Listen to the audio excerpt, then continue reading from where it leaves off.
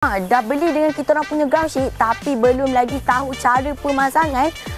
Jom Wani nak ajak hampa cara pemasangan dengan kita orang punya ground sheet daripada Utangking tau. Jom Wani tunjuk hampa tengok video ni sampai habis. Okey, first yang pertama korang kena bentangkan dahulu dengan kita orang punya ground sheet tau. Make sure kalian nak pilih saiz untuk ground sheet, korang kena beli lagi besar dari korang punya kemah tau.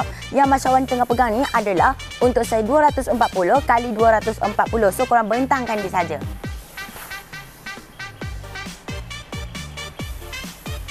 Jom Wani tunjuk cara lipatan untuk kita orang punya ground sheet tau.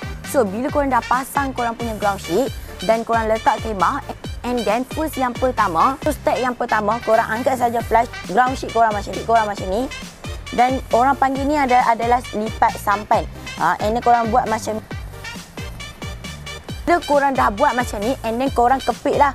Korang nak guna paper clip ke, clip baju ke kan. Semua boleh sahaja. Jangan lupa korang kena buat setiap penjuru tau. Ni cara untuk pemasangan untuk kita orang punya ground sheet. So, siapa yang dekat sini yang tak tahu cara pemasangan, hampa boleh save video ni dan tengok sampai habis tau. Bye hampa. Assalamualaikum.